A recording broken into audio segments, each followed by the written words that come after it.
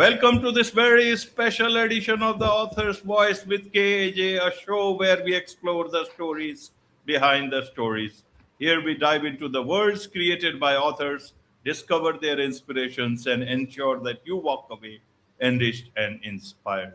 And today we have with us author Pierre Brosens. He is a graduated from MIT with a doctorate in science in mechanical engineering, spent his career working mostly in solar space power in high heat and radiation environments prior to co-founding a company to make scanning devices for the emerging laser industry. And later in retirement, he has pursued his interest in all fields of science, including what new instruments have revealed about neuron activity in the brain.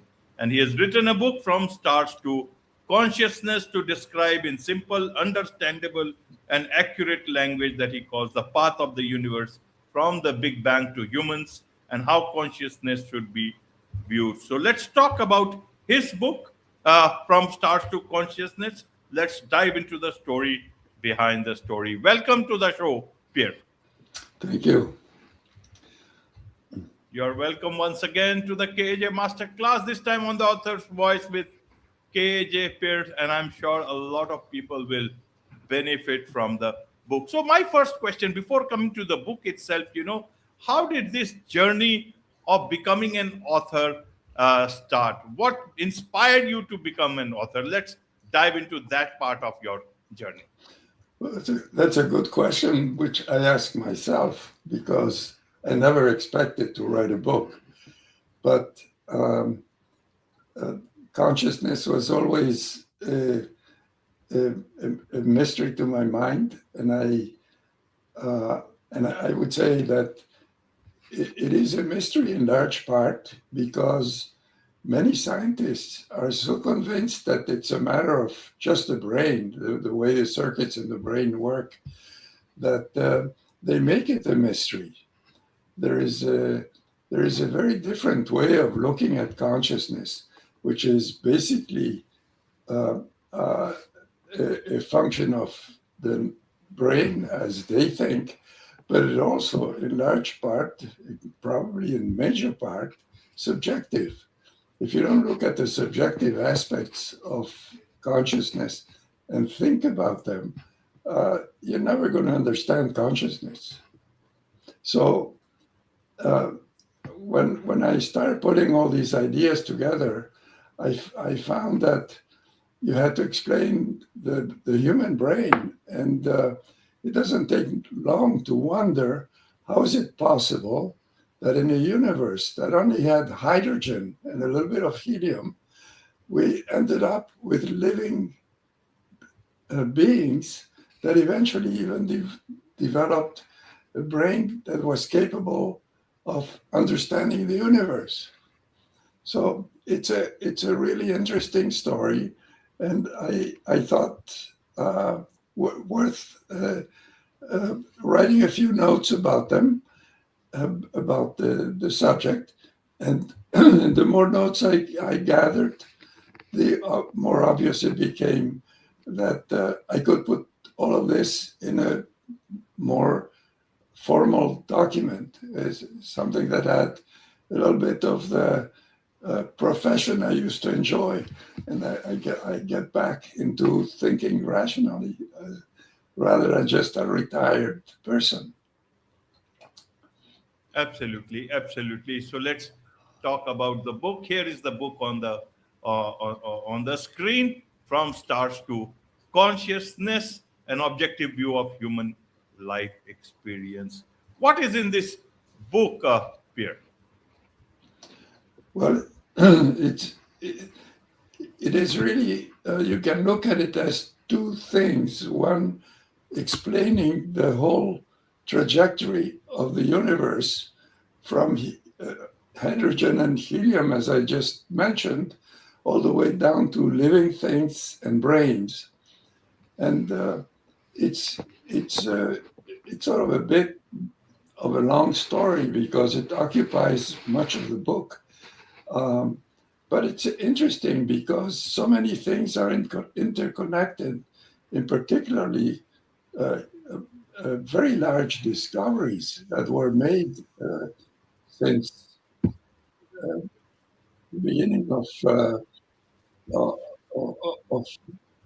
maybe 2 or 3 centuries ago, and it, it then devotes 2 chapters to explaining how we grow up, how our mind develops, and what actually consciousness consists of. And in fact, the development of consciousness is something that we think of as adults, as something we naturally have instantaneously in our brain. There is consciousness because we think of it as uh, from a point of view of adult experience. If we go back and look at how the child, the moment he is born, and maybe even before he's born, is already developing consciousness at a phenomenal rate. There are about 2 million connections being made in the brain every second for months of the beginning of life. By the age of 5 years of age, the child is conscious, and we need to think about it because we only think of it as adults. Right now, I see color red. What does it mean, color red? Well, it really means that you, at some point in your early handling of books or watching flowers and so on, your parents told you this is red. And from there on, that's what red is for you. It's not the same red as other people will see because each one learns about red in their own way, in their own environment. And what is a perception of the brain becomes labeled with what was taught as this is red. And I hope I make myself clear because it's not more obvious than that to me. Of course, of course. And so let me understand it from this point of view. Who is this book for, Pierre? Well, um, I think for people who have um, either a longing for knowledge that got out of sight because as they started working, joining the working life, their mind was totally hijacked by the needs of their working profession, and they only devoted attention to the aspects that are connected to their work environment, and little by little they lose contact with the with for many is a fascinating experience of reaching adolescence and discovering all the things that there are in the world. Um, we we tend to forget that, and the book sort of puts it all back together in modern terms. When I was in high school, that was a long time ago, and there are many things I have learned by writing the book that I did not expect to understand as deeply as I understand now. Um, and the other uh, reason or the why I think that the book will appeal to people is that most of us wish for a deeper understanding of what what are we ourselves individually.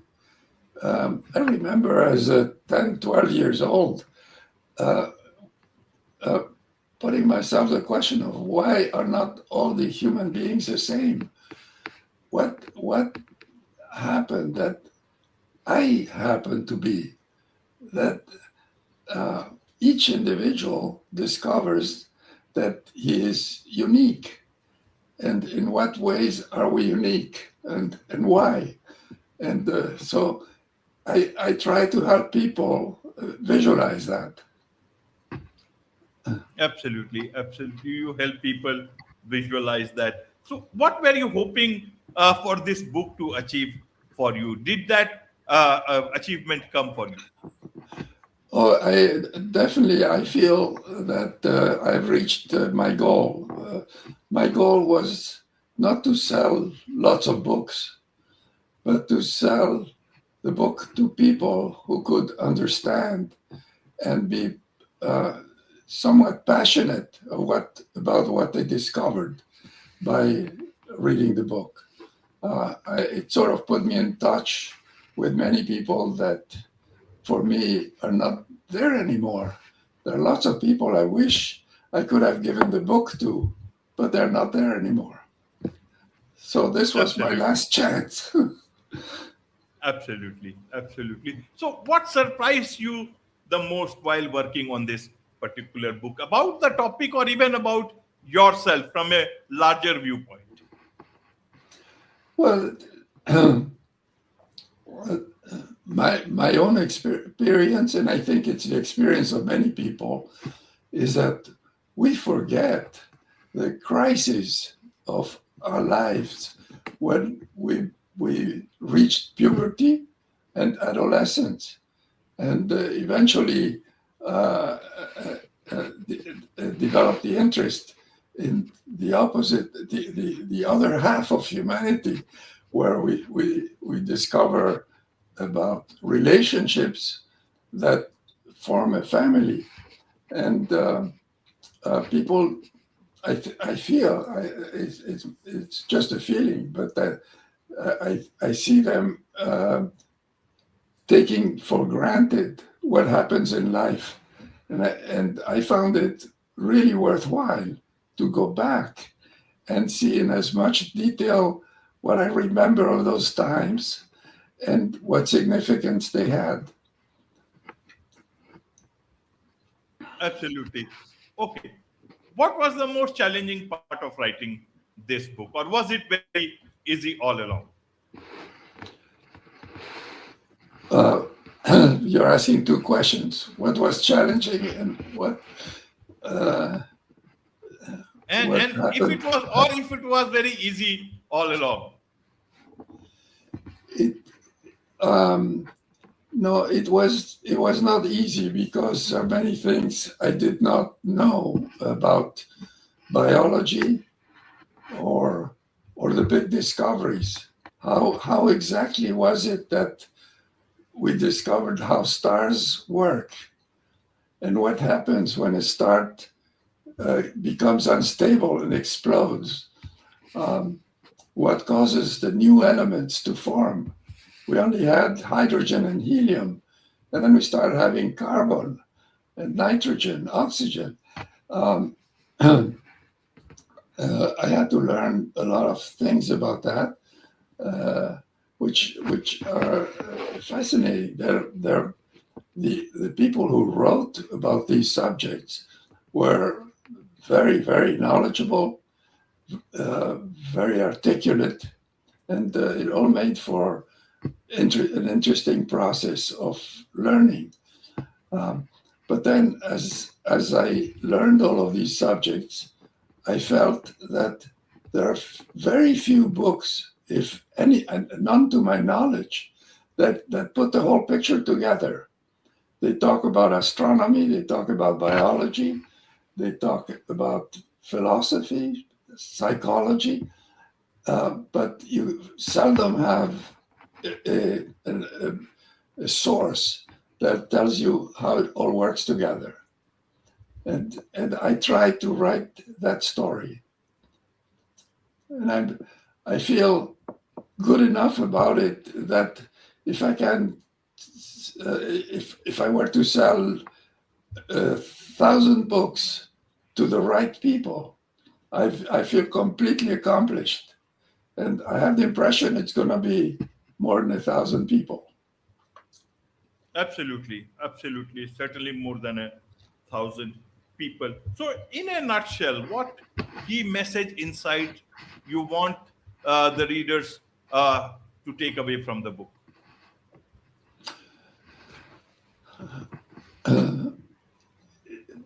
I didn't have a specific desire, but I hope that people get to understand that that there is less of a mystery to consciousness than neuroscientists make us believe. Neuroscientists are in a box.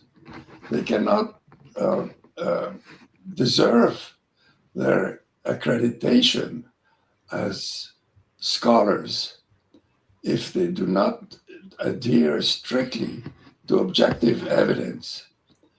But consciousness does not have just objective evidence. It has much more that is subjective. And I wish that the book succeeds in making people understand that what they really need to look at, not is what neuroscientists spend a lot of time exploring with very inadequate instruments. We're very proud of MRI images when we go to the doctor, but the information that is being carried by the nervous system is almost out of sight, because almost anything we're saying or doing involves billions of neurons working together in an instantaneous configuration that the moment they're done thinking changes. It becomes something else. So you can never do a repetitive instrument. You cannot ever confirm that that's how it works, because there is no way for other scientists to run the experiment you just ran by thinking about something. They will never be able to invade my brain and understand that that's what happened in my brain, no matter with what instruments they look at it. And I think there is a lot more that is learned by feeling what's actually going on in your mind. And the best thing we can trust what goes on in our mind is by talking to other people. That's how we discover that we do have consciousness, because it's so much like what my neighbor, my teacher, my children, they all go through more or less this, communicate more or less the same experience. And so we share many things as human beings, particularly at puberty and adolescence. Then we tend to, we realize it, but we don't think about it far enough. So I hope that's clear. Absolutely, absolutely. And so I wonder while listening to you is that we humans are connected in so many ways. You talk about, talking to others and being connected with others. And in spite of knowing all these things, we individuals are looking at more individuality. And the more individualistic we become, the more isolated we are becoming, especially in this modern age where technology is, leading us. How do you see this part of our consciousness about identity, about our origin, plus the way we are moving forward, Pierre? Well, Jay, I think the fate of human beings is something we have no choice about. We can examine our identity, understand quite a bit about our identity, but what is the purpose of the whole thing is really deeply out of the reach of our understanding.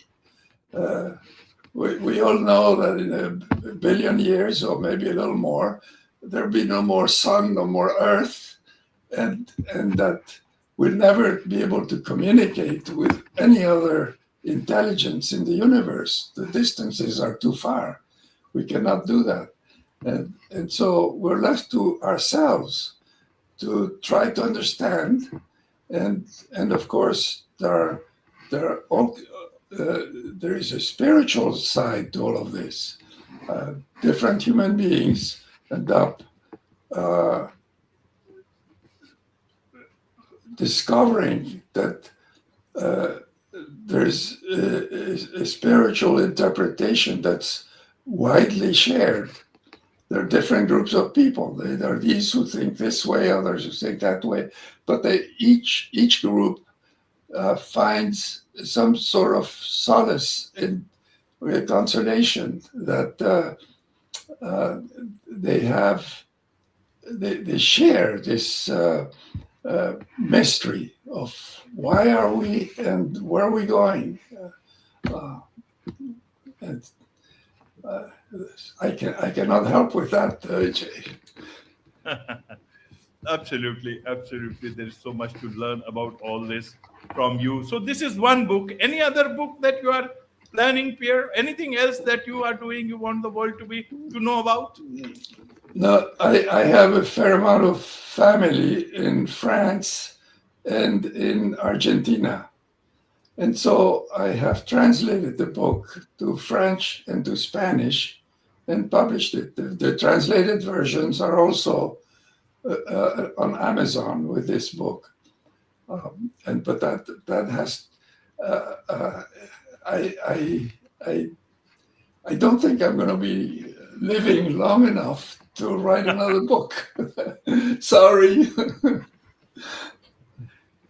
Well, my views are different. Whether you write a book, but you will be here to understand more of life and every question that you have, along with so many other people, who are trying to understand this. And I'm sure of that, Pierre. There is so much to learn from you, and I'm sure a lot of people would want to connect with you, connect with your book, get hold of your book. What's the best way for them to do so?